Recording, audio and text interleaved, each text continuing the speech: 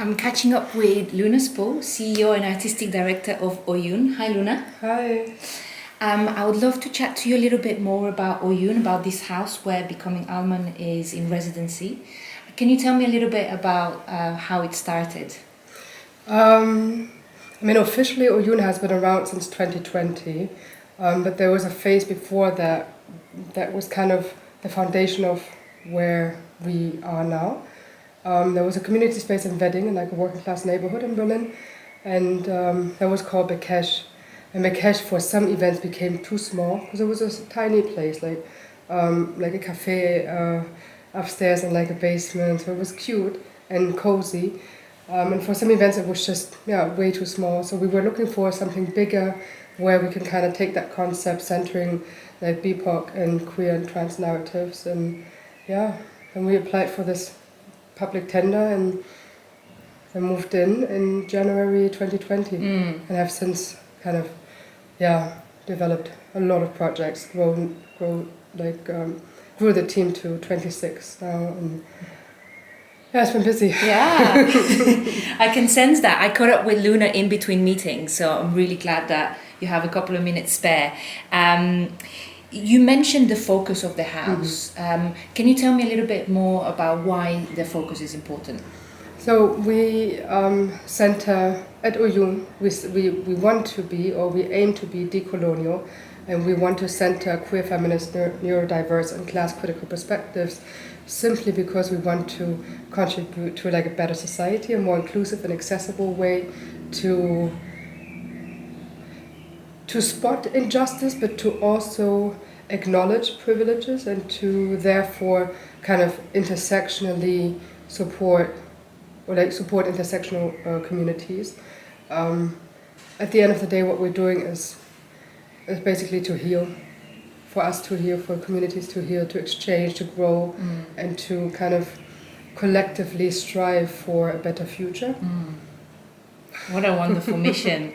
How does that translate in the day-to-day? Like, how does it translate to be decolonial and to heal in your daily kind of work here at Oyoun? It's a process, and it's not easy. Because people of the team and people we are dealing with, we're all carrying traumas in us, and we get distracted by the day-to-day kind of busy work life. And so we check in every now and then, like once a week, and we have like listening hour. We have healing sessions internally and externally, and we want to continue the work and kind of executing the concept with each and every project that we work with. But sometimes it's a lot of projects at the same time, and then you kind of get lost. But we're all lost in a way. So checking in and having that community within this and the community spirit within the team really helps. I'm really interested in that translation between all the intersection and the connections between the programming, who is programmed, who works in the team, and how the team operates. So I'm really pleased to be in a space that acknowledge those connections. And you mentioned the listening hour. Can you tell me a little bit more about that listening hour or the healing sessions? So healing sessions is offered by a somatic life coach, and they are also part of the community in a way, also intersectionally marginalized, and but they have professional experience and professional kind of education in trauma therapy, for example, or like somatic sessions in life coaching. So that's being offered. Like anyone from the team can contact her and be like, hey, I think I need a session. And then we do that at the beginning of the working day. Other healing sessions are kind of happening, like bigger healing sessions, also empowerment sessions that we do with the team every few months, where it's like empowerment for the BIPOC members of the team, and then more critical whiteness and more different kind of sessions for the white members or white passing members of the team. And what was the question again? Exactly that. To just tell me a little bit about what those healing sessions are and that listening hour as well. The listening hour is something that I offer, because like once a week, because like sometimes we get really busy, and then we don't always find time to listen to someone. but there's an urgency for it. So we kind of developed like a listening hour where I would just be in the room and I would only listen for anyone who wants to share whatever they want to share without me responding. So it's instead of like a less like a what do you call it, like a speaking lesson, no, like speaking session, like something like a meeting. Instead of a meeting, it would just be literally just a listening hour. There's a lot of CEOs, I think, that could implement that. Tell me a little bit more about then how you program at Oyoun. So because we as a team, as an organic kind of culture, we try to break free from the framework of curatorial work or like curatorship. So what we say, we want to redefine what curatorship means. So we don't curate like every Wednesday there's a concert or like here's a theater show that happens 3 times. It's more of like a long-term research process where we develop curatorial focuses, like something that is consuming us, something that we want to kind of elaborate on more or explore more, and something that the community and like within Oyoun feels like, okay, this is something we have to talk about, or this is something we need to research, and this is something that consumes us physically also. And the first one was embodied temporalities, which kind of researches and explores and the traumas inherited and embodied in our nowadays bodies. And so that was, initially it's a conversation.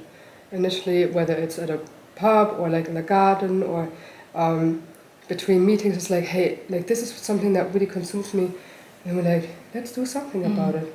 You know, because it's also healing in a way, and it's been, and embodied temporalities has been like an ongoing project. It was research-based, where Guguletu Mama, for example, with other members of the community, were kind of researching and redefining different rituals of different home countries, and then kind of bringing them together, and it was like, sorry. And it was, it then grew into different anti-disciplinary formats.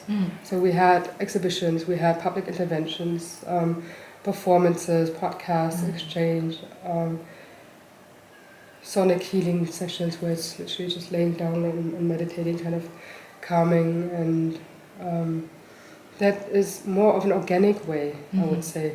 And other times it's people that come to us and they're like, hey, I have this project, I want to do it at Oyoun, which also can be part of the program, but it wouldn't be considered like an own production. An own production is usually born out of a necessity.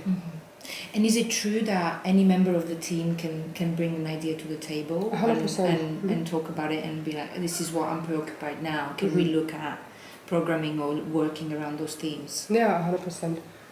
And how do you marry this kind of decolonial work, wanting to be more open, perhaps a more kind of a flatter structure in terms of programming, with still perhaps the legal obligations or the power structures that do exist in the organization, because you are CEO and artistic director, and I found sometimes these two things may be clashing a little bit. So how do you navigate that? You mean like being a CEO and being an artistic director clashes sometimes, or like that kind of having titles, responsibilities that may be not the same as other members of the team, and yet kind of attempting to deconstruct power and those relationships in the artistic work.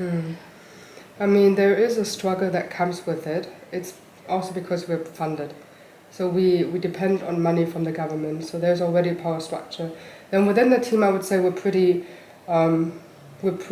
flat and we are holocratic, which means that I'm not, how to say, like everyone kind of jumps into a role that's definitely urgently needed. Like I would do ticketing, for example, at the theater show yesterday, or like I would guard the exhibition, Like, we try to also be class critical, because it doesn't mean that just because I'm a CEO that I shouldn't be doing this. Some people might think that way, but I don't. And there's responsibilities that a CEO, artistic director has that other members of the team might not have, but there are other responsibilities that they have that I might not have. So at the end of the day, it's kind of acknowledging everyone's kind of struggle and their intention, you know, while also being aware, of course, of my position. And I mean, one reason why we are considering being holocratic is because we do not want to have this fixed kind of structure and everyone's reporting to me. It's more like you do your thing, and if you need to talk to this person, then you just go ahead and do that. And out of this kind of different bubbles were created. For example, we hired one person, and then turns out that they are magical at digital media production, and they've created like extremely beautiful visuals. And then now they're representing Oyoun at Republica, for example, or like talking about the projects that we have and getting more involved in the programming, where initially there was a different plan for them. So I think things can grow organically, and there's definitely space and capacities to do that.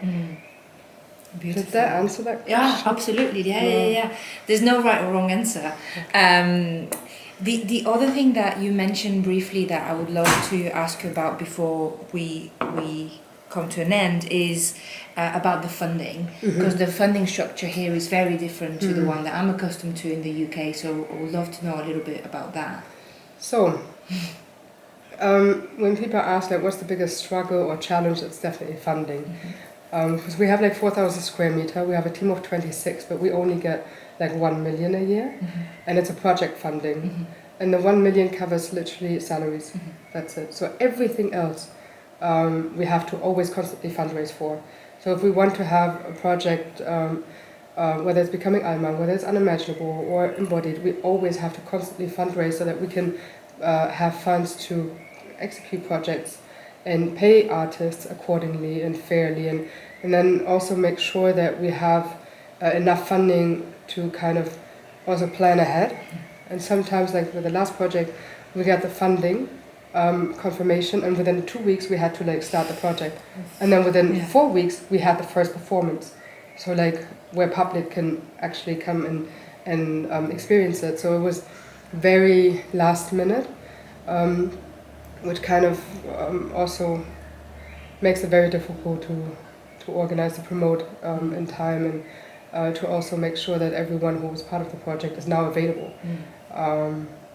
And we have funding on a yearly basis, so Is that million a yearly grant? It's a yearly. Oh, that's also very risky, right? Yeah, no risk, no fun, I would say.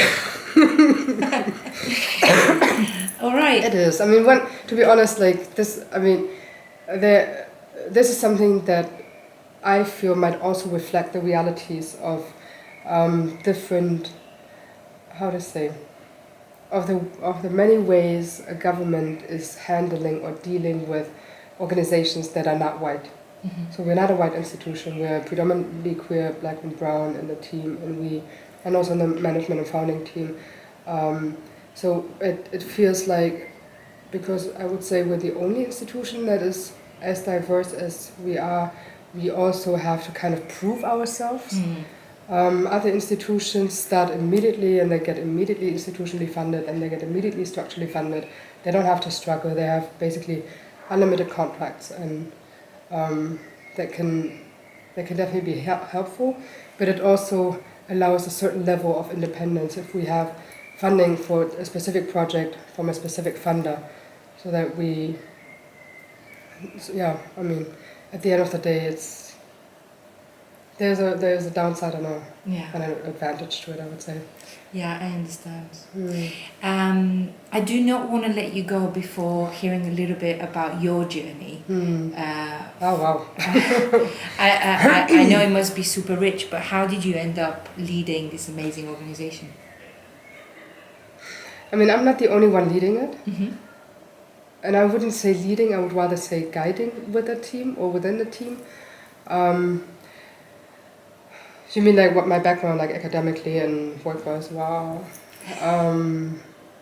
Academically, I'm a commercial lawyer. So and while kind of developing that or being like starting this journey into law and business, I've always done events on the side.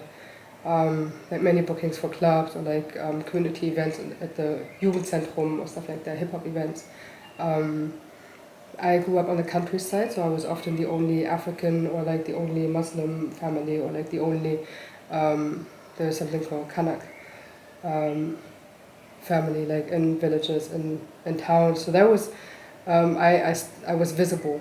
I was extremely visible. So that was also part of why I wanted to do the work I wanted to do. And then at some point, I got more into the commercial and corporate world.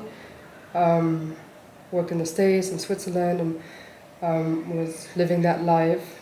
And then at some point I left Germany. The first time was about 20 years ago.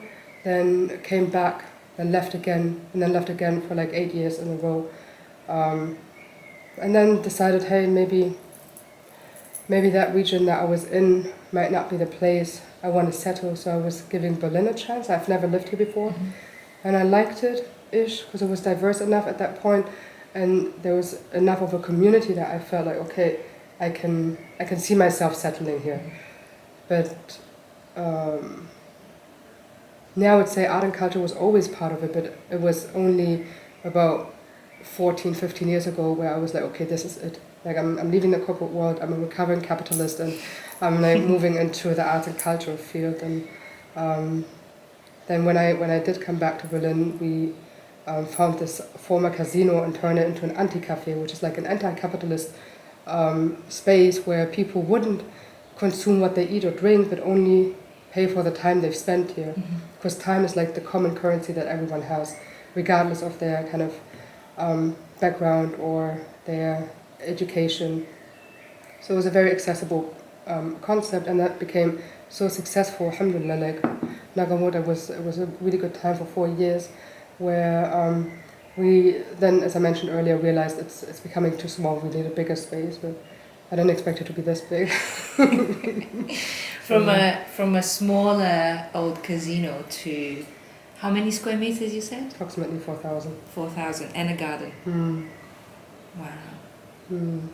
It's a beautiful space. It has a lot of potential, and we're really happy that people also from the neighborhood are learning more about the space, because it's been around since 1865, but most people have not been really engaging with the space. What was it before? It was a brewery, mm-hmm. Then it turned into an administration center, then it was empty for a long time. Then a right-wing politician decided to have this space because of a lot of migrants that came in the 60s, 70s, guest workers, decided to have a space where they can go to. So for me it feels like a very colonial and racist structure. And the name also was called Begegnungsstätte zwischen Deutschen und Ausländern, like a place where Germans can meet migrants and kind of consume their art. And to me it feels like it was quite an outdated concept, but it might have been not that outdated because it was in the 90s. Mm-hmm. And then it was a global music space for about 27 years. Mm-hmm. Mm.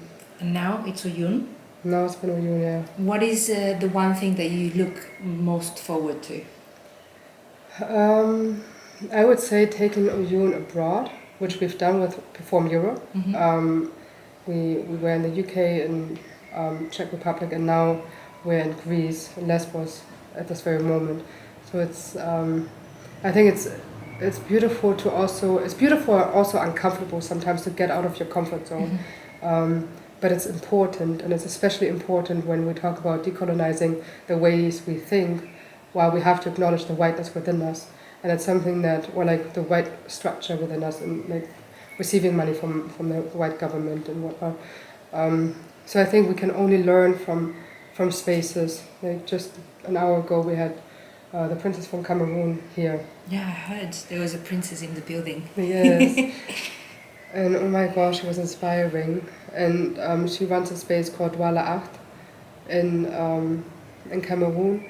And the ways they've built, like it's been around for 30 years, and there's so much we can learn from the ways they've kind of selected artists, allowed artists, and allowed them to elaborate, and also allowing like a kind of a political engagement within a very politicized kind of context, and with the limitations that come with a government that's been in place for decades.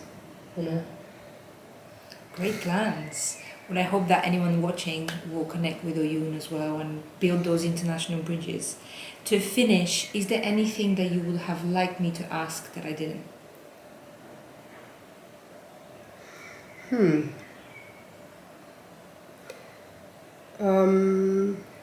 I wonder. I mean, one thing that we like to share, not because we want to like congratulate ourselves, but one thing that we keep forgetting is when we talk about diversity, inclusion, and accessibility, a lot of times it's just like keywords.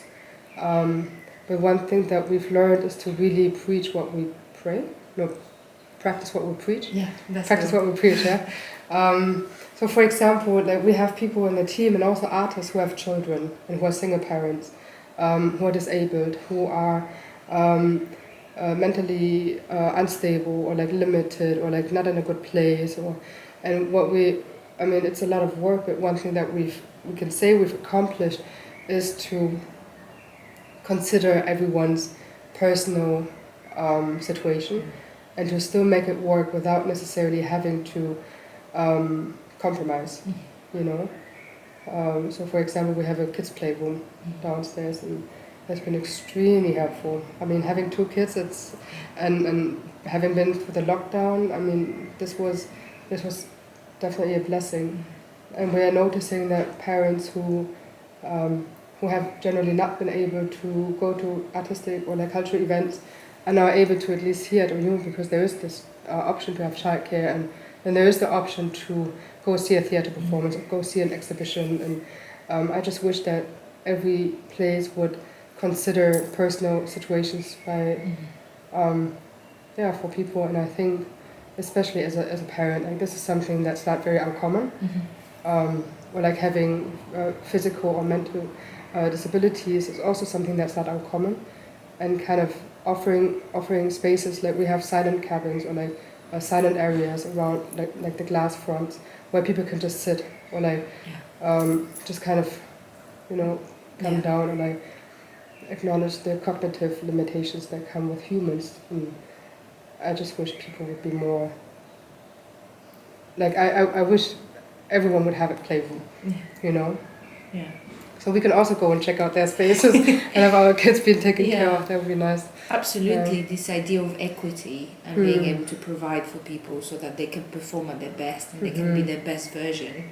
And it's really cool and amazing to be in a space that has put this in practice, because I've worked with other spaces, especially around access to homeless people, because I worked for a number of years around like people who have been homeless with and for them, and a lot of our recommendations are very similar, because at the end of the day, we all need that kind of different support needs, but to create an environment where we can be our best version of ourselves, right? And it's really great to be in a space and work in a space that is implementing that and is leaving, as you said, practice what we practicing what we preach. Fantastic. Thank you so much. Thank you too, Louna. Thank you for your time. Pleasure. Thank you. And I hope that we carry on the conversation in different ways. And I'm really, really excited to be here with Becoming Alman. We're excited too. Thank you. Bye. Bye.